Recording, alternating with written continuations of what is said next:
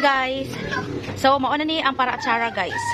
Ako na ang gilunod ang lamas, din gitimplahan na po ni nako sa atong secret ingredients. Kaya butangan pa na ko nig sili guys. Dayo pagkahuman ani, ilunod na to ang ato ang kapayas. So mo ni siya guys, ang duha ka kapayas nga akong gaipo ganina. Muni, inani kadaghan guys. Dayon ang lamas. So instead nga atsyal, sili nga labuyo akong gibutang guys kay para dito na siya halang. Di na ako magbutang og sili. Dayon, suka og tubig ni siya guys. So dili mahimo nga suka ratanan kay para dili kayo aslom ba. Dayon gibutangan ako nig sugar, asin, bitsin. Muna siya guys para sa lamian nga atsara. Dayon ilunod na to ang sili. Patawd-tawran na to ni guys. Kanang mo kuan na ang iyang kahalang. Sunod na to ang sibuyas. Ituyok ana. Da. Wow. So kinahanglan imo siya ibungkag-bungkag nimon guys. Kay para kuan ba ka nang dili dito siya kuan. Murag ko kamo gabulag. Kilami.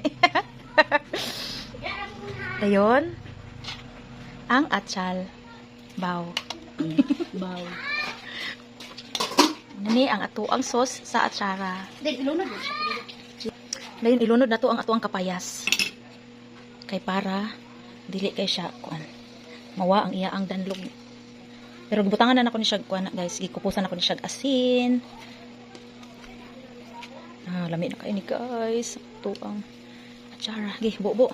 Ay gitsul ka.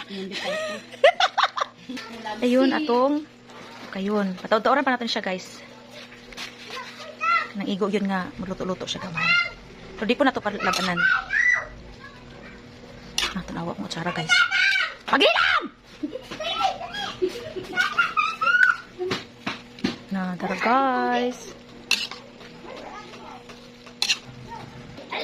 Ilunod na to ang atong raisins guys. Dinalian na ni guys. Emergency. Ayun, ilunod ang pineapple. Tidbits na siya guys. Sa kakan. Saba? Wala imong ispat. Uy, ay nice. Dayon. Atong ukayon. Guys, ato ni ukayon guys. Managlunod ang ato ang pineapple o raisins. Namnaman na ni guys. Once nga mo, aso-aso na ni siya guys. Luto na guys, pwede na. Sumao na ni siya guys. Ibutangan ako og siling labuyo guys kayo. Di makaihalang. Nagbutangan ako og siling labuyo. Then pwede na ni siya. Kuan, pwede na pagun ang kalayo ni guys. Kaya aso na siya. Aso na siya guys. Pwede na pagun ang kalayo. Wow.